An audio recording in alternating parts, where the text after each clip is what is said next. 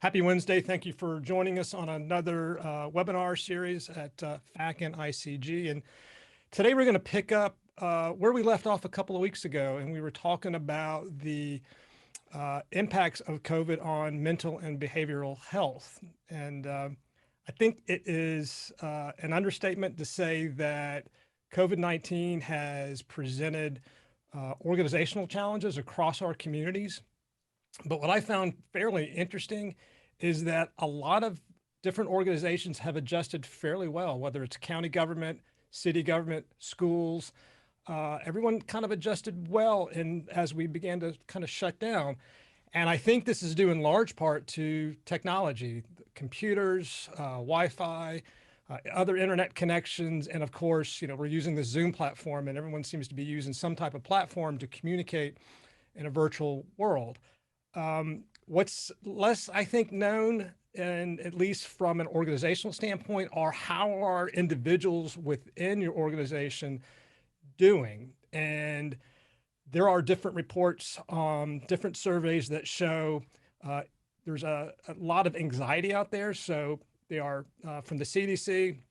There was a survey that showed 41% of the respondents were reporting some type of behavioral or mental health challenge. And they said that was 3 times what it was a year prior. So clearly, while a lot of our organizations have been able to adjust and acclimate due to technology, what's less clear are how individuals are adjusting within our organizations throughout the community. But it looks like there's other types of strategies and tools in the toolkits, including technology that individuals can actually use. And our presenter today is going to talk about that. His name is Deryk Van Brunt. He is the CEO of CredibleMind, which he's going to talk about today on the presentation. He is also a clinical professor at Berkeley School of Public Health. Also joining us is Bryan Desloge. He is a commissioner here in Leon County, my county. He is a past president of the Florida Association of Counties. He's a past president of the National Association of Counties. And he's also a former businessman who actually worked in the health industry. So he has some context for a lot of this conversation. So he's also an excellent speaker. So with that, Commissioner Desloge, I'm going to turn it over to you and get us started. Perfect. Eric, thanks so much. Appreciate y'all having me. And let me just start by saying I miss seeing everybody. These Zoom calls are great and they're easy, and we end up going to way more meetings, but I frankly miss the chance to see everybody and catch up. So I met our presenter today through a friend of a friend, and I'm kind of excited about the product they're going to talk to you today. I know, having done a half a dozen candidate forums here in the last 10 days, the question's always asked, what are your priorities? What's important? What are you going to do about it? And generally, we'll talk about economic development, but mental health is almost always on everybody's top 2 or 3 list. And in light of what Eric said with the pandemic and COVID, we don't quite know how this is going to impact us. So when this came up and I started looking at CredibleMind, I thought to myself, if there was ever a fit for now, that would be this. And so, we all see this mental health, it's got law enforcement impacts, the schools, the public health, social services, homelessness, and we end up being the social safety net across the board for most of the communities we operate out of. And the issue we've seen, at least with mental health, is 99% of the time is what we're doing is reactive. Somebody's Baker acted, so we better figure this out. Somebody crashed and burned, so we've got to figure this out. Somebody's in jail, so we got to figure this out. CredibleMinds basically opens up a little bit more proactive approach by getting the information out to everybody in advance and hopefully allowing them to maybe head off some of the bad things on the back end.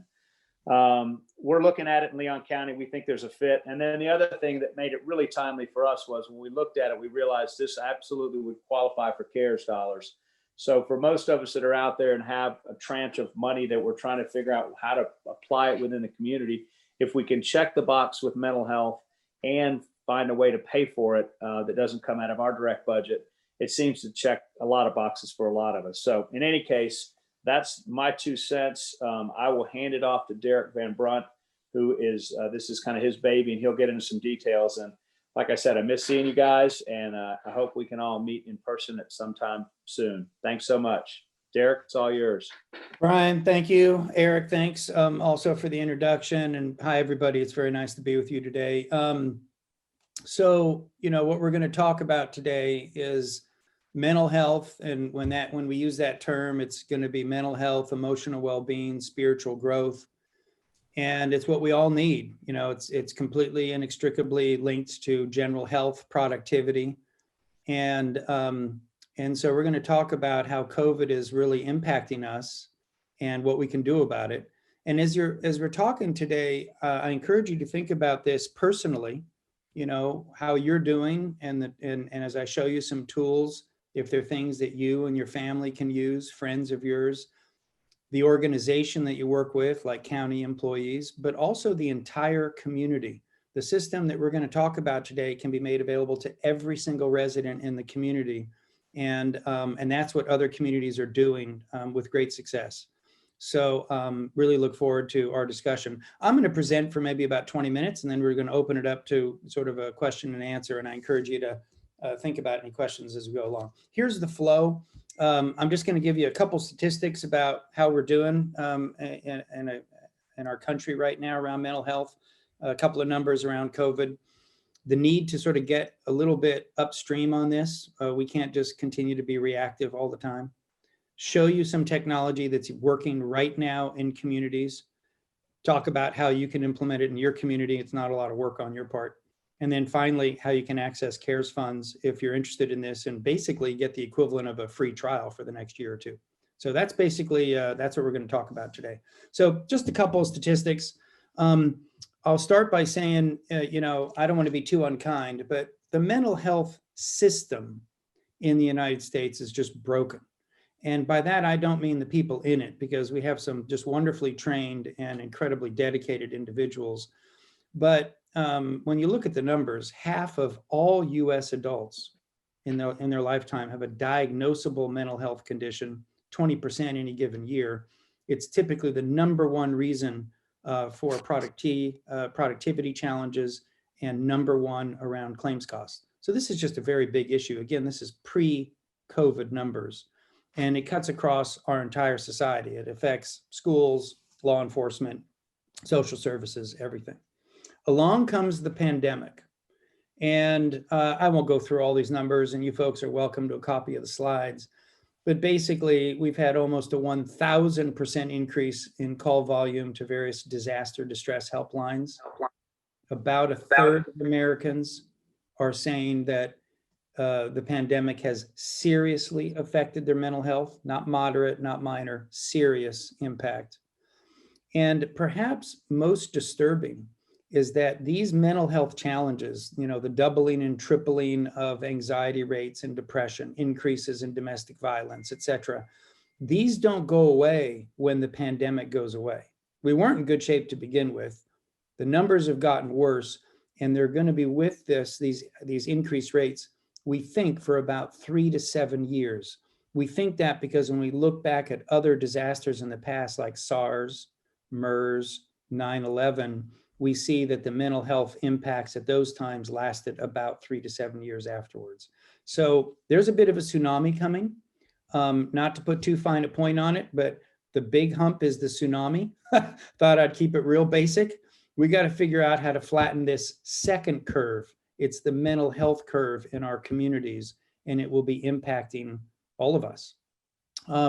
So here's a little bit of good news. And this is the end of sort of the numbers. The good news is about 3/4 of us that have some sort of a mental health or emotional distress issue actually pursue working on that on our own, meaning they're only about 25% go seek professional help, a clinician, maybe to explore medication, or a therapist or something like that. Now, the reason why I call this kind of good news is that if we can help people help themselves, that can be a huge positive impact on our communities. So we're going to talk about what do we do for the 75%, as well as for the 25% that are seeking, professional services. And the other thing that's interesting is that from the onset of symptoms around certain conditions, I'll just take depression and anxiety as an example, the average delay for when people are feeling symptoms to when they seek care is about 10, 11 years. So we are going to show you a system that works upstream. It cuts way into those 10 years. It helps the 75%, and it's something you can do across the entire community. So this system, by definition, has to cover a lot of topics. It doesn't just cover these topics. These are just some example topics. We currently cover over 230. But if you look off to the right, you'll see traditional mental health subjects like depression and anxiety and PTSD, et cetera. But there are people that are just going through life events right now, right? A divorce, a housing transition, a job transition, emotional well-being issues. Maybe they're just going through a period of grief. Physical well-being. Maybe you're just not sleeping very well. So for all of these kinds of issues, we want to help you help yourself in a way that's really effective. So we've created something called CredibleMind. Any community can implement it. You can access it through a website. You can also use it through your phone. More than half of our users use this via their phones. So it's totally mobile enabled. And basically the system does three things. Pick a topic, and we're going to tell you what science says you can do that works to ameliorate that concern of yours. We're going to connect you to the best resources to make positive change. And then we're going to connect you to any local resources if you want more information. So that's basically, it's pretty clean, it's pretty simple. It's also quite unique. There's nothing quite like it. So let me take a moment. I'm going to bounce out of kind of PowerPoint mode, and I'm going to bring up an example of our technology. This is a pilot website that we've got set up in Leon County. And we just heard from Bryan. And the idea is we can set these kinds of doorways up for any community or any organization in your community. I just got off the phone this morning with someone in Miami-Dade, and they're looking at maybe having a portal for the whole community, but they also thought it might be very interesting to have something for the judicial group, like for people going through their diversion program and the court system and things like that. So there can be sort of different portals.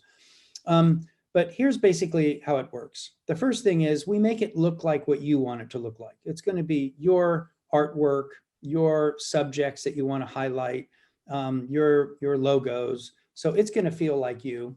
And we're going to take resources that are specific to you. These are specific to what's going on in Leon County. So these are, if you click here, these are therapists in Leon County.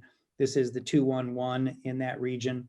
So we can tie in various resources that are specific to your environment. But let's talk, there may be 20 features here. I'm just going to show you folks 2 to take you to the heart of this. The first are all these topics that I talked about.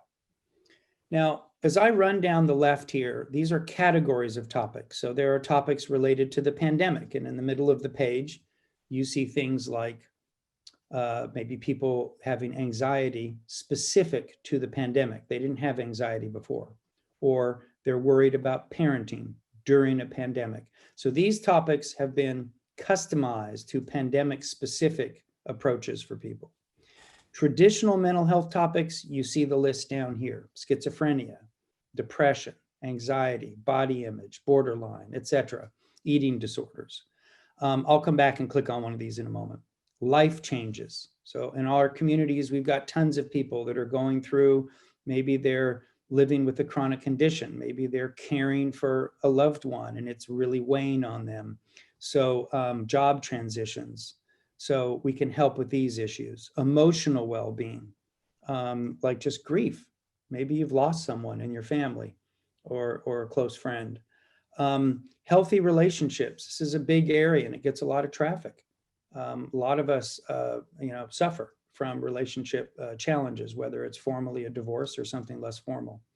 Anyway, and you see all these other topics, and it moves all the way into sort of positive psychology. I'm going to choose 2 topics just to give you a quick sense of breadth here. First, I'll take this topic, anxiety, which is we've had somewhere between 300,000 and 400,000 people use our system over the last year. And it is the #1 search topic. So in your communities, I can tell you, as has already been mentioned today, anxiety is a very big deal. It's impacting a lot of us. So there are basically 2 things we do for these topics. One is in the middle of the page, we're going to show you what you as an individual, and again, think about yourself and your family. What can you do to feel better if you're feeling anxious? And then the second is, if the community you're in has some resources available to you, then we'll connect you to those. So these might be like 211 resources, therapists in your local area, different kinds of programs, clinical services, et cetera. So just know that we work with each community so that the users in your community or your employees can find the resources that you want them to. Loosely speaking, it's for the 25% that are looking for the deeper resources I mentioned. But let's go back to the 75% because they're not looking for that. They're looking for what they can do on their own right now. So we give them three things. The first is we want you to know for any topic, you're not alone. In this case, roughly 40 million Americans have an anxiety disorder, and that there are things you can do that work. I don't want to spend a lot of time on this. I'm going to click just to give you a sense of the depth of information that's available if people want. For anxiety, these are all the different kinds of scientific approaches that have been measured and that are known to work to help people. These are the different kinds of anxiety disorders. These are frequently asked questions that people often have. This is the clinical team that put this content together, and here are all the citations. This is world-class content. We don't need to spend any time on it. I can tell you with a little bit of humor, most users don't read that. So let's go on to what they do, but it's there and it's important for those that want it. This is what people do, the next two things. The first is, what if I have anxiety, or maybe I have a child that does, or a parent, what can I do that's known to work? And there's the list, folks. It's right there in front of you. And you may know about a couple of them. You might know that getting therapy is an option, or seeing a physician and exploring medication not only is an option, might be the best option for you, but all these other things are known to help too. I'll share with you, I have a son who has anxiety and ADHD, and I went over this list with him, and it was very interesting. He had no interest in certain things like Tai Chi. He was like, Dad, I'm not going to do that. Don't ask me to do that. You know, he's a normal teenage kid. But he basically said, well, I don't sleep very well. I had no idea. I'm in public health. My wife's a therapist. We had no idea the importance of sleep with respect to anxiety. So we went into that and learned how important it was and what to do about it. And he also learned that playing guitar, music in general, but in his case, he was interested in guitar. So bottom line, from what we learned here, my son plays an hour a day of guitar. He takes his sleep seriously. He is off his meds for anxiety and ADHD. And he is just doing great. He's off to college. So that's a whole different set of complications these days with the pandemic, but he's off to college. So this works. This can work for you. This can work for any resident in the community. This can work for the employees in your group, in your organization. So let's assume now, I'll show you the third part. Let's say that you decided, okay, well, sleep's my issue. Okay, that's what I want to focus on. So now what we do is show you all the resources that can help you sleep better. And there may be dozens to hundreds. Altogether, we have over 16,000 resources across all these 230 topics. And what we do to help you find the ones that are best for you, because there is no best one, depending on your culture, your age, your sex, your belief system, different resources are best for you. So what we do is we have a rating scheme. You want something that users like and that the experts like. And we take the average of these scores, and that's what's at the top. So you got the good stuff right up here. And then, you know, this is all still very good for probably the first 10 to 20, and then it starts falling off, kind of like a Yelp, but for mental health and emotional well-being. There are filters here. I won't go into a lot of detail, but sometimes there's so many resources that we have filters to help you burn this down. You know, maybe you're a caseworker or a social worker, and you want to provide these resources to someone you're helping. Maybe they're language challenged, so you only want videos. So if I click this button right here, all of my resources that were in the hundreds, I'm now limited it to just videos. I could say I need videos that are in Spanish. I might want videos that are targeted for parents. It's parents that are worried about their child with anxiety. And there are other kinds of things. You know, I only want things that are free, etc. So the point is that, and then you click and you go. So in summary, 3 clicks, pick a topic, choose the evidence-based approach that works for you. And that list isn't anywhere else. You're not going to find that list for all these topics. You can't, if you Google it, you won't find it. If you go to WebMD, you don't find it. This is the place where you get that full evidence-based list that we have done the research for and maintain. And then find the best resources with the highest ratings based on who you are and what you're looking for. And now you're off. And it may be that you can help yourself. It may be you can't, but at least you've really improved the opportunity as opposed to running off and doing a Google search or, just reading a book that some friend told you was good. I'll just to give you a sense of the depth of topics, if we go to, I don't know, let's do something totally different here under healthy relationships, domestic violence. So all of a sudden we now have sort of a legal framework on. Same thing, a description. What are the best resources, right? What does abuse look like? Why domestic violence victims don't leave? These are difficult topics by experts that are all laid out.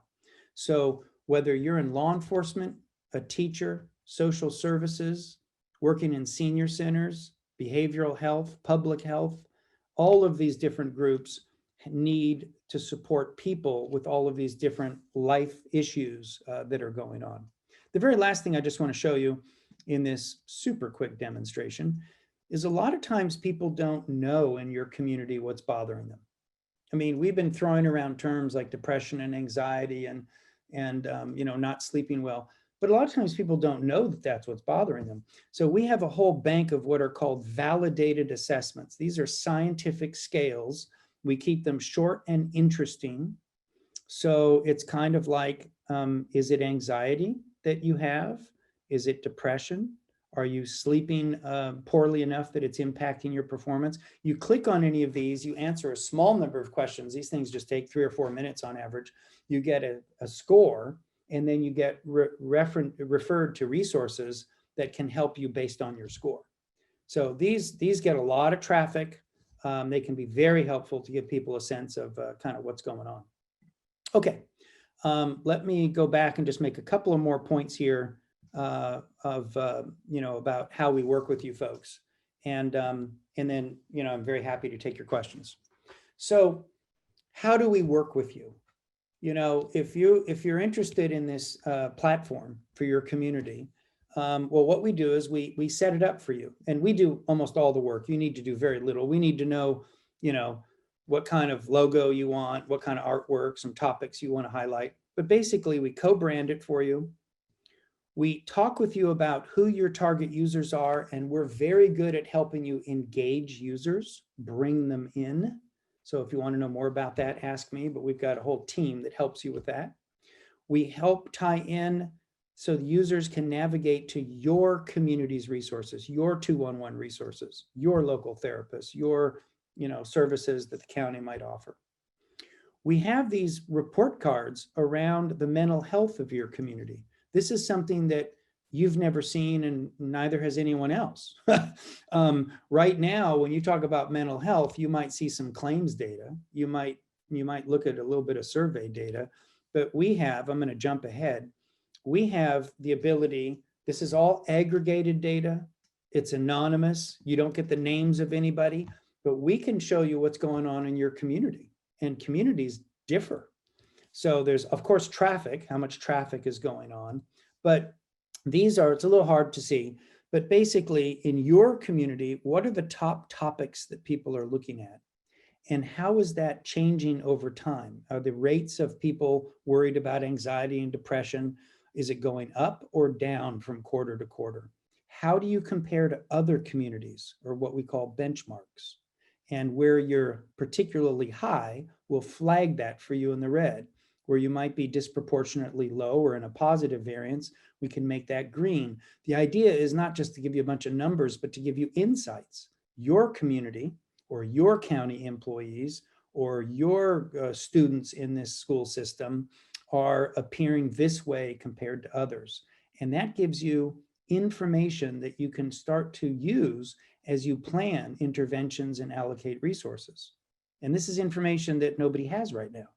The second thing is, what are the approaches that people are taking to address these issues? In our website, they're going to choose an approach. Are they going to learn how to meditate? Are they figuring out how to sleep? Do they want to exercise more? So you can see in your community what people really want to do, again, to help you figure out, hey, if everyone wants more exercise and meditation, then let's provide some tools and resources, and let's factor that into our planning. So this is a big picture slide here, because this platform, not unlike the web itself, where there are so many different ways into information, think of it this way. You probably have some populations you care about. It could be the employees of the county. It could be first-line responders or clinical folks at the county hospital. Maybe you care about schools. Maybe you care about all residents in the county, senior centers, et cetera. As I mentioned today, I was on the phone and it was a judicial environment they cared about. So for each of these groups, we can create a different portal. They can come into basically the same system that you've seen, evidence-based self-help, across these 230 topics. We can limit topics if you want. We can customize it so that it's kind of looks right for the audience that you care about. And again, this is to appeal to the 75% that are looking for self-help. For the other 25%, if they didn't get help here, a lot of them do, we can push them through and connect them into your local clinical services, social services, law enforcement services, 211 programs, et cetera. And from all of this utilization, we can give you analytic reports so you can see how the community is doing over time. It's kind of like, holding up a mirror to the community and getting a sense of evolution of the mental health and emotional well-being of your county or your region. So that's kind of how this works. You could just do one portal for the whole community, or you can create sub-portals for different organizations. That's something we can talk to you about individually. These are some testimonials of people whose lives have been positively impacted. These are organizations we're working with, everything from counties like Madera County in California, Garfield County, which is a sheriff's department group, which has sort of set up our system. There are a couple of counties in South Carolina that are using the system. That's being sort of organized by United Way there. So everything from employers to counties to hospitals, there are lots of different groups that use our system. Let's talk about funding, because there's a rather amazing opportunity that I believe is available to you that Bryan mentioned a moment ago, and that is that part of the stimulus funding, and I frankly didn't know about this until just a few weeks ago, part of the stimulus funding, of course, we've heard about the PPP program and these kinds of things, but a lot of money went to the states and a fair amount of that went to the counties, typically about a third. And that was to help in response to the public health emergency. And mental health is absolutely part of the COVID emergency. When you got double, triple rates of depression and domestic violence and these kinds of things, that's an emergency. So in response to the public health emergency, there are funds available at the county level. And these are just some of the rules. If you want, and I'll just speak to it as though you're getting our system, but these rules are not specific to our system. It cannot have been in your budget prior to earlier this year, March 27th. That's pretty obvious, or you wouldn't be on the phone here today. You need to obligate funds before the end of the year. This is probably your biggest constraint. You don't have to have implemented the system. You don't have to have paid for it, but you need an invoice for us that you've acknowledged and sign like an agreement before the end of the year. So that's the clock if you want to use these funds. And then the services, in terms of we need to start sort of our setup, but you can kind of implement in Q1 next year if you want. This is a very important requirement. The solution needs to be made broadly available in the community. That's important because you can't just like go get an application that you give to a couple people that are employees of a group. That's not a broad solution for the community. So this system of ours it's unusual in many ways, but one of the ways it's unusual is that once you turn it on, anyone in the community can use it and as much as they want to, and there are no added fees or anything like that. So it really meets the spirit of the CARES Act of helping everybody through this pandemic and afterwards. And the mechanics of how you would do this if you wanted to move forward, obviously talk with us. I'll give you some contact information in a moment, but pretty much you're going to want to go to your county administrator. They're the ones that understand how to sort of, when they obligate these funds, how they can get the reimbursement from CARES. And here's my understanding. My understanding, and this may not be true of all counties, okay? So all I can do is report from those that I've talked to, which are, I have yet to speak with the county where they have found how they're going to obligate all the funds. The funds are in excess, given all of the rules, of what they know to spend it on. These are pretty large amounts. So, so the opportunity to go to your county administrator and say, hey, I've got something that meets CARES Act funding. Do we have some funds available before the end of the year? I'd like to implement this system and try it out over the next couple of years. That's the opportunity. I mean, you could think of it as free money to try this system out and begin to really address upstream mental health in your communities. So this is the last slide. It's just a summary. Over 200 topics, over 16,000 resources. We tie in your local resources as well. So we don't want to just help people with our stuff. We want them to find what you offer as well. So if you are working with an online therapy group, well, we'll just tie them right in. That's not an or. That doesn't compete with any of this. That syncs up beautifully with this. We'll just link people through to that if you have a relationship like that. We're going to provide you with analytics and insights about your community. We'll work with you on the CARES funding. So we've got a memo all laid out, and we basically can send it to you, and it says, here are the criteria, here's how we meet them, here's where you go with it. And obviously we can put together a quote for your community. And we can implement this pretty quickly. I mean, for those of you that are interested, you could be up and running in just the next few months with this. And there's very little work on your part. I mean, very little. Basically we have a couple of checklist topics to go through with you, and you just say, yes, I want that. Yes, use this image. It's not like you need to dedicate people or anything like that. So the next step is on our team is Scott Dahl. He's very familiar with the CARES funds requirements and our system. And so he can help you, if you are interested in exploring this and to see if you have access to those free funds. So let me pause here and open this up to questions and just say that it was, I appreciate the opportunity of explaining this to everyone. And, I think I think most of us are in positions where, despite how hard we try, we're often in a reactive position to problems in our community. And there's nothing positive about the pandemic, but just maybe these stimulus funds are giving you an opportunity to start working upstream, to get proactive around improving mental health and emotional well-being, not just in response to COVID, but beyond that, and including that and beyond that. And I think that's the opportunity available to you. Eric, I'll turn it back to you to see if there are any questions. Yeah, Deryk, thank you. Hold on, I just got a question that came in, I think.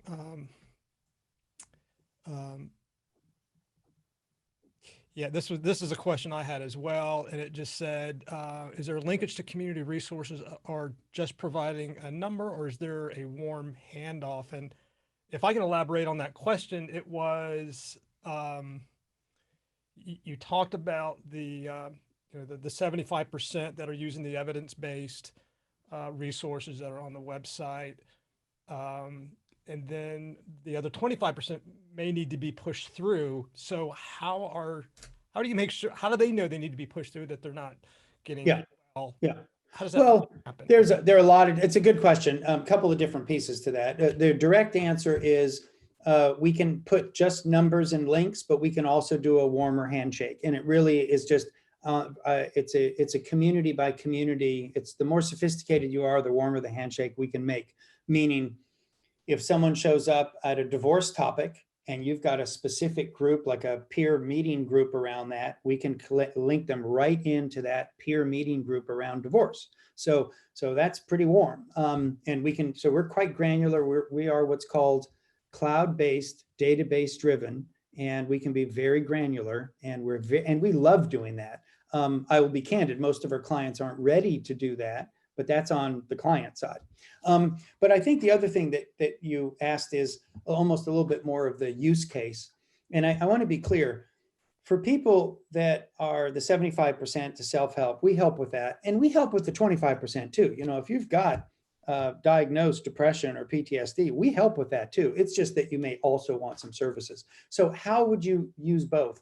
Well, you might come into our system and watch some videos and read an article and realize that, you thought you were suffering from 2 or 3 different things that were bothering you. A couple of them you can handle, but this one is really something you can't get past on your own, and therapy would be a good option for you. So you might learn through our materials not to go seek therapy for everything, but for what you're not able to handle alone or that a loved one can't. And then we can connect you to those services. So sometimes the connection is very important. It's sort of like a next step for some people. For a lot of people, they don't need that next step.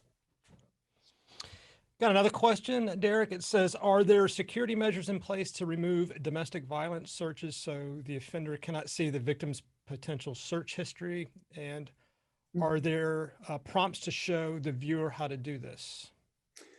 Great question. So I'd be happy to dive into a little bit more detail with whoever asked that. But first of all, use of the system is anonymous. There is absolutely no need to log in. So there is no trail for someone to see what you were looking at.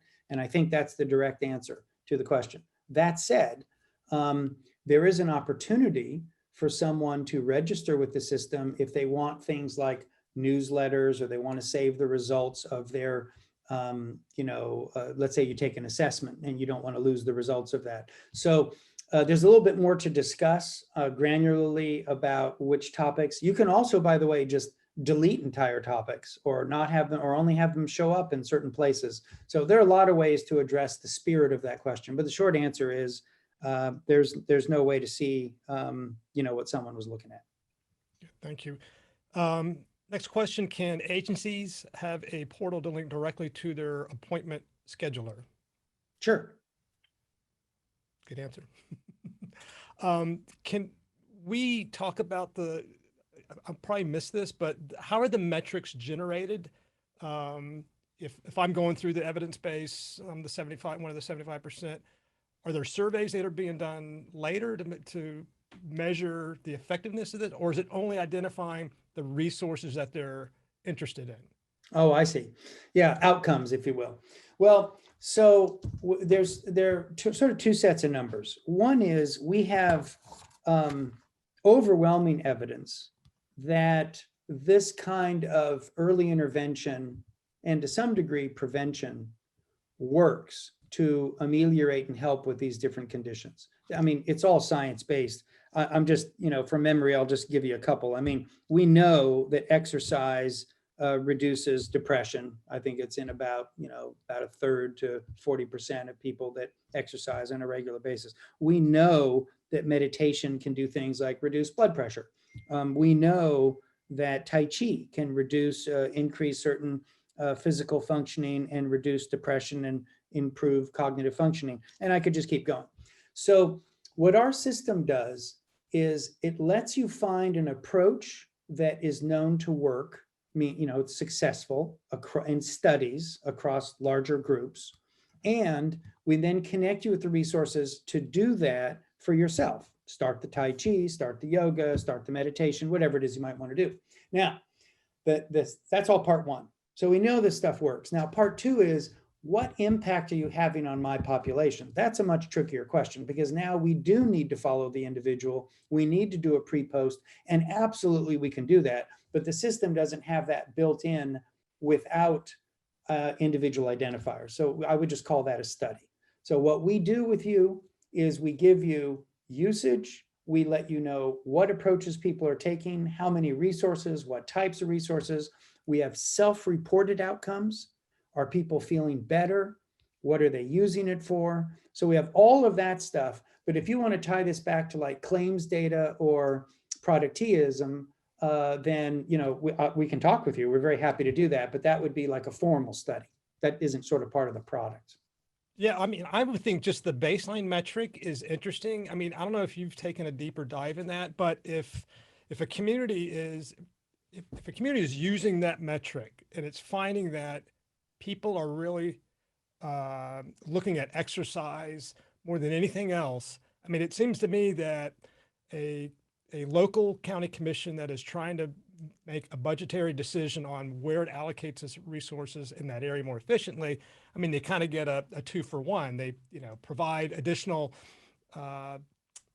recreation opportunities for the community, but they're also helping those that need mental health. So I find that just really, really fascinating. Well, I agree. And if I can just build on that, Eric, one of the things that our partners have told us is they have kind of vendor fatigue in this area. I mean, they're getting bombarded with hundreds of organizations that come to them and say, hey, you need my app, you need my video, you need my, program. And because we have basically all of them in the system, 16,000, right? So we're like the clearinghouse. We can tell you, instead of going off and doing a bunch of one-off deals, we let people come into this, see what their problems are, what are the areas of concern, what are the types of resources that they're actually using? Are they apps or videos or online programs or whatever?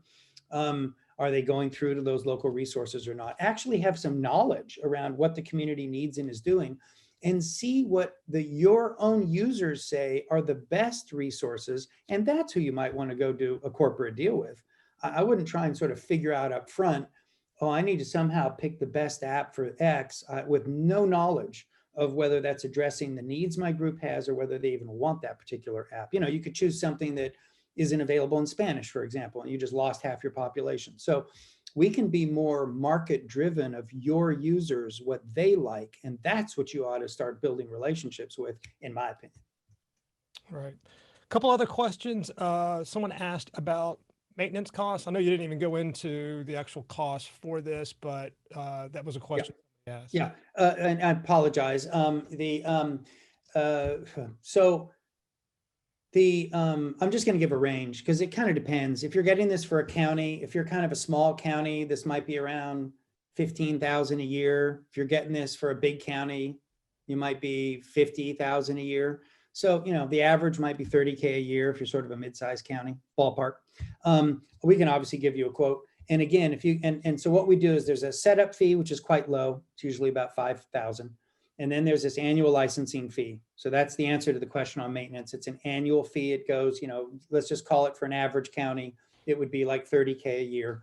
And so with the CARES money, you might want to just set up the contract for the first year or two, make sure that you like the system, that you're getting value from it. So that's your kind of free trial, if you will. And then assuming you like it, then frankly, I don't really think any one department needs to fund it. Probably you can just go to coalition partners, other departments. I mean, this is a really small number. If it's 30K a year and you've got local hospitals and health departments and schools, and they're all chipping in 5K. I mean, this is literally going to be about the same amount of money as like a newspaper subscription. I mean, it's low. Yeah. So that's how you'd maintain it. Another question, and it looks like we have some time here, and this is, I think, a really important question. And it says, do you have some sort of trigger mechanism if someone on this website is truly suicidal? Yeah, the answer is yes. So, well, there are sort of two levels to this. In the site right now, and I'm happy to bring it up if you guys want to see it, you go into any of the more sensitive topics like suicide and depression, and we immediately have right there crisis buttons. So if you're in crisis, it is boom, hit the button, and we can take you to national hotlines. We can also, if you've got a local one, we can customize it so it takes you to your local groups and hotlines. We can blend them. So that's in place right now, and that's critical. So that's the answer to the question. I happen, in the course, wearing my UC Berkeley hat and the research that I sort of track out there in the industry, there are some very exciting artificial intelligence kinds of programs that do things that look at like text that people write, emails and social media, can listen to voice patterns and detect serious instability. And if someone wanted to work with us on that, we could explore that together further. But that's not standard product. I just wanted to say there's a whole hierarchy of what you could do down that path. Great. And follow-up question from the same person asking says, how are you handling warm handoffs for those who really need substance abuse treatment? Yeah. Well, substance abuse is, it's been a challenge forever, and it's getting worse. And of course, we cover that topic. And, there's a couple of things that we can do, that we do right now. So the first is, when anyone goes into a topic that has anything to do with substance abuse, we can, in a very prominent way, highlight what you want them to see. So, i.e., are they in crisis? That might be one thing, but another might just be, if you're in a pretty serious state, here's a local line you can call, or a peer support group or something like that. So we can blend what we offer, which is this evidence-based self-help, which includes materials for people that have pretty serious substance misuse challenges, and their partners and their family members, all that stuff's in there. But also we can bring in as warm a link as you've got. The key is, what do you have? But we can tie that in, absolutely, and like to do that. Deryk, how have communities destigmatized the whole issue of trying to get mental health help? I mean, Yeah. Nomenclature changes over time. Someone wants to go see a life coach and they don't like to use the word therapist, but if the numbers are as high as they appear to be, they might be even higher than that. And it might be because people are just denying that they need to seek help. So how do communities destigmatize this? Yeah, well, it's going to take time, but there are a couple things. First of all, the good news is our youth is already somewhat destigmatizing this. Our youth is already starting to look at these kinds of things and speak about it more freely. So that's a positive sign, and nothing we do, just that's happening in society. One of the things that's critical to us is making sure that you can use our system anonymously. And that's a big deal. People come in and they do it when they're on a break, or, when they're maybe not at work, and they can come in on their phone and they can check things out. And it's key to reinforce that message that, the host organization doesn't see this material. And frankly, it's why us as a third-party brand is a good thing. It's like, this isn't the county's app. This isn't the Justice Department's app. This is CredibleMind, and there's a partnership, and we don't see the data. CredibleMind has the aggregated data. So that gives people comfort. And then, of course, the other thing is, frankly, leadership. I mean, we have a sheriff's department that's using our system, and they told us flat out their employees just don't seek mental health services, right? I mean, in that sort of department, the culture is, you are not that guy or that gal looking for help with mental health. And so they were particularly happy that they could explain that this is totally anonymous and that people could use this. And they've had a fairly high uptake on things like, I showed you the assessments. The burnout assessment is a big one. So you send that out to like your employees and say, listen, we don't see the results. This is for you to see yourself. Is this just light burnout? Is it serious burnout? Do you need some, here are some resources that are known to work. Those are the kinds of things that our partners are just thrilled to bring into the workplace. Fantastic. There's another question, but I think the question asker is, I'm going to ask that person to please call me here at the office. My direct number is 850-294-9405. And it's kind of on a related topic, Deryk. It has nothing to do with something that you have said to offend anybody, but I just want to connect with them offline. But that appears to be our last set of questions. Deryk, this is fascinating stuff. I don't know how many communities you're in across the country. You didn't indicate that at the beginning, or maybe we missed that. Do you have a? Yeah, we have, we don't only work with communities, right? So we work with employers, with hospitals. I mean, like Providence, for example, is a 50 hospital health system, and their employees in all 50 hospitals use our system to help with burnout and various mental health issues. So, that's in 50 different communities. So I don't actually know the answer, but we're probably in over 100 communities, but that doesn't mean we have 100 direct clients. We probably have about 15 clients. We're fairly new. We just launched this last year. And let me just say that we would be thrilled to work with any of you. We are mission driven in this work. This is a big problem. It cuts across all of our departments in our communities. And we've had a chance to work with enough communities now where we have a sense of you might have one department you care about, but you also want to make this available to the general community. So all I could say is engage with us. We'll be happy to understand your use case, your questions, give you a quote, and then we can see if you can use the CARES dollars to try this out. If you can't use the CARES dollar, I still think, it's a good idea to pursue this, but it might fall into next year and pull in some other partners. And of course, we're happy to work with you then too. But if you can get free money, I'd say let's focus on that first. Great. Deryk, thanks so much for coming on. This is a very important topic, not only today, but I think as you pointed out over the next couple of years, let's hope we can flatten that second curve and that second wave, especially as we come into the fall and into the early spring. So thank you. Eric, thank you very much. And thanks to the Florida Association of Counties. Appreciate you folks giving us the opportunity to get the word out. Goodbye, everyone. Thank you. And thanks for everyone for joining us.